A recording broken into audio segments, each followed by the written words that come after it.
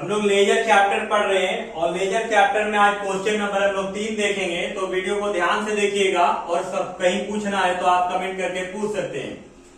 तो चलिए स्टार्ट करते हैं वीडियो को। लेकिन स्टार्ट करने से पहले बता दें यदि आप हमारे चैनल में नए हैं तो हमारे चैनल को सब्सक्राइब कर लीजिएगा, वीडियो को शेयर कर दीजिएगा। एसके सिंह बुक है, यानी डॉक्टर एसके सिंह का बुक हम लोग बना रहे हैं। तो चलिए स्टार्ट करते हैं।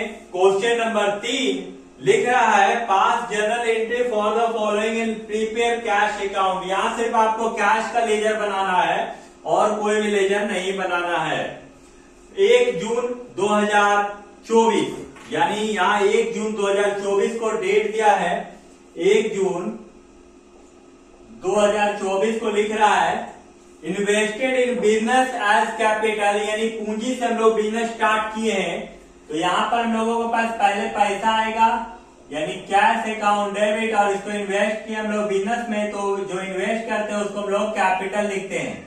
तो यहाँ पर cash account debit to capital account, जो कि आपका 1 लाख रुपया है, यहां भी लिख देना है 1 लाख। उसके बाद लिखा है 2 जून 24 को डिपॉजिट इनटू बैंक, बैंक में जमा किया गया। 2 जून को बैंक में जमा किया तो हम लोगों के पास क्या आया, बैंक का नाम आया। ध्यान दीजिएगा बाबू, bank account debit to cash account. सिर्फ आप ध्यान दीजिएगा ना, तो जीवन में कभी नहीं भूलिएगा लेजर बनाना। और जनरल एंट्री 80,000 रुपया है, यहां पर आपको लिख देना है 80,000 रुपया। उसके बाद फिर यहां लिखा हुआ है 5 जून को नगद माल खरीदा, गुड्स परचेज फॉर कैश। नगद जब माल खरीदे 5 जून को तो आपके पास आया क्या, माल आया। खरीदने के बाद क्या आएगा, माल आएगा, यानी परचेज अकाउंट डेबिट। और आपके पास से क्या जा रहा है, पैसा, यानी टू कैश अकाउंट। जब आप नगद खरीदिएगा तो पैसा ही जाएगा आपके पास से, बस यहाँ जो आएगा उसको डेबिट करना, जो जाएगा उसको क्रेडिट करना है। यहाँ पर 5,000 रुपया लिखा हुआ है, 5,000 लिख देना। उसके बाद 8 जून को बोला है अमाउंट विथड्रॉ और ऑफिस यूज, यानी कार्यालय के लिए हम लोग बैंक से पैसा निकाले हैं 1,000 रुपया। तो पैसा आएगा हम लोगों के पास 8 जून को, तो पैसा आ रहा है तो टू कैश अकाउंट डेबिट, और 2 में बैंक अकाउंट, क्योंकि बैंक के माध्यम से आ रहा, बैंक से निकाले हैं। और वो 1,000 रुपया दिया हुआ है, 1,000 रुपया लिख देना है। 8 जून के बाद 10 जून को बोल रहा है कैश सेल्स, नगद बिक्री है 8,000 रुपया। तो जब आप नगद बेचिएगा 10 जून को तो आपके पास पैसा आएगा, यानी कैश अकाउंट डेबिट, और आपके पास से माल चला जाएगा तो बेचने का इंग्लिश सेल होता है। और अमाउंट जो दिया हुआ है वो 8,000 रुपया दिया हुआ है, तो यहाँ 8,000 रुपया आपको लिख देना है। 10 जून के बाद 15 जून को लिख रहा है देव को उधार माल बेचा। देखिए देव को हम लोग उधार माल बेच रहे हैं तो हम लोगों के पास देव का नाम आया। 15 जून को देव का नाम है, देव अकाउंट डेबिट, और बेचने का इंग्लिश सेल होता है, तो Dev account debit to sales account. और अमाउंट जो है 1500 दिया है, यानी 1500 रुपया दिया हुआ है, तो 1500 आपको लिख देना है।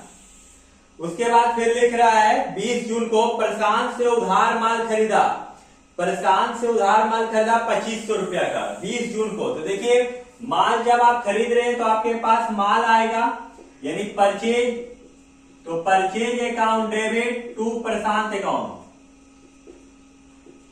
प्रशांत अकाउंट। और जो अमाउंट है वो आप 2500 रुपया का माल उधार खरीदे हैं। कितना का माल खरीदे हैं, तो 2500 रुपया का। उसके बाद फिर लिखा देव से रोकड़ प्राप्त हुआ और उसे छूट दी, कैश रिसीव फ्रॉम देव। देव से हम लोगों को मिला 1400 रुपया। देखिए देव से हम लोगों को हम लोग 1500 का माल बेचे थे, 1400 रुपया रिसीव कर रहे हैं। और डेट है 25 तारीख या 25 जून को देव से पैसा रिसीव कर रहे हैं, यानी कैश अकाउंट डेबिट, लेकिन रिसीव कर रहे हैं कितना, 1400। माल कितना का बेचे, 1500, यानी डिस्काउंट दिया गया है तो डिस्काउंट लिखेंगे, डिस्काउंट अलाउड। आपको बता दें जहां कैश होता है ना वही डिस्काउंट, यदि कैश डेबिट है तो डिस्काउंट भी डेबिट ही होगा। टू देव अकाउंट, क्योंकि देव को माल बेचे थे तो देव से आप पैसा रिसीव कर रहे हैं, यहाँ टोटल 1500। उसके बाद 30 जून को किराया दिए 500 रुपया, यहाँ पर लिख देंगे 30 जून 24। किराया दिए तो मेरा पास रेंट का नाम आया, यानी rent account debit to cash account. यहां पर लिख देंगे 500 रुपया।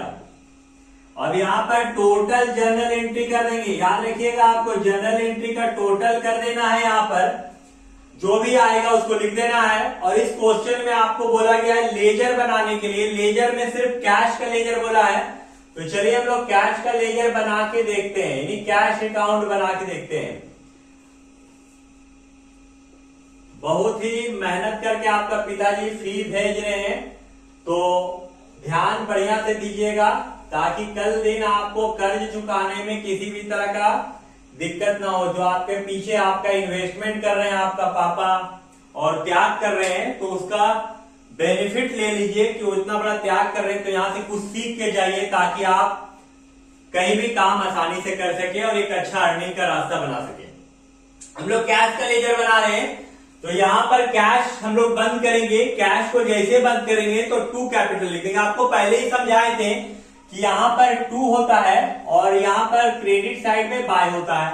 तो कैश का जिसका हम लोग बनाते हैं उसको बंद कर देते हैं। कैश को बना रहे हैं तो कैश को बंद करेंगे तो टू कैपिटल 1 लाख नजर आ रहे हैं 1 जून 24 को। यहां लिख देंगे 1 जून 24 को टू कैपिटल अकाउंट। बहुत आसान है बाबू, सिर्फ समझना है। 1 घंटा करके डेली पढ़ लोगे तो फिर कभी जीवन में दिक्कत नहीं होगा। और यहां पर देखिए यहां भी कैश है, इसको बंद करेंगे तो बाय बैंक लिखेंगे 2 जून, यानी यहां 2 जून को हम लोग लिखेंगे 2 जून 24 बाय बैंक अकाउंट। और यहां पर 80,000 रुपया अमाउंट दिया है तो यहां 80,000 रुपया लिख देंगे। उसके बाद फिर यहां देखिए कैश फिर 5 जून को, कैश को आप बंद कर रहे हैं, बाय परचेज लिखते हैं 5,000 रुपया। यहां बाय परचेज लिखा आएगा, बाय परचेज अकाउंट 5,000 और 5 जून है 5 जून 24। फिर देखिए 5 जून का होने के बाद फिर यहां पर 8 जून को भी कैश है। यदि 8 जून का कैश को बंद करें तो टू बैंक नजर आ रहे 1,000 रुपया 8 जून को। 8 जून 24 टू बैंक अकाउंट और यहां पर 1,000 रुपया। चलिए 8 जून के बाद फिर 10 जून को फिर कैश है, इसको बंद करेंगे तो टू सेल्स लिखेंगे 10 जून को 8,000 रुपया। 10 जून 24 टू सेल्स अकाउंट और अमाउंट जो है वो 8,000 रुपया है, 8,000 लिख देना है। 10 जून के बाद 15 जून को आपका कैश नहीं है, 20 जून का भी कैश नहीं है, 25 जून में कैश दिया हुआ है। यदि आप 25 जून का कैश को बंद करते हैं तो टू देव लिखते हैं और 1400 रुपया लिखते हैं। यहाँ टू देव लिखेंगे देव अकाउंट और 1400 रुपया 25 जून 24। उसके बाद देखिए 30 जून को लास्ट दिया हुआ कैश, इसको बंद करते हैं तो ऊपर नजर आता है। जब ऊपर रहता है तो बाय में चला जाएगा। 30 जून को बाय रेंट 500 रुपया। यहां लिख देंगे 30 जून 24 बाय रेंट अकाउंट 500। अब आपका जिधर ज्यादा उधर जोड़ देना है, तो ज्यादा इधर ये 1,00,000 1,000 1,09,000 1,10,000 400। यहां लिख देंगे 1,10,000 400। यहां भी बाबू 1,10,000 400 लिख देंगे और जो घटेगा उसको बाय बैलेंस और सीडी यानी क्लोजिंग। और जो जून होता है, जब मई आपका 31 का होता है तो जून का लास्ट दिन क्या होगा 30 तारीख 30 जून 24। जो जून में खत्म होगा तो उसका नेक्स्ट मंथ हो जाएगा जुलाई बीडी करने के लिए। 1 जुलाई बीडी हो जाएगा टू बैलेंस बीडी। तो यहां पर हम लोग घटा देते हैं, यानी 1,10,000 रुपया में 85,000 घट जाता है तो बच जाता है 25,000।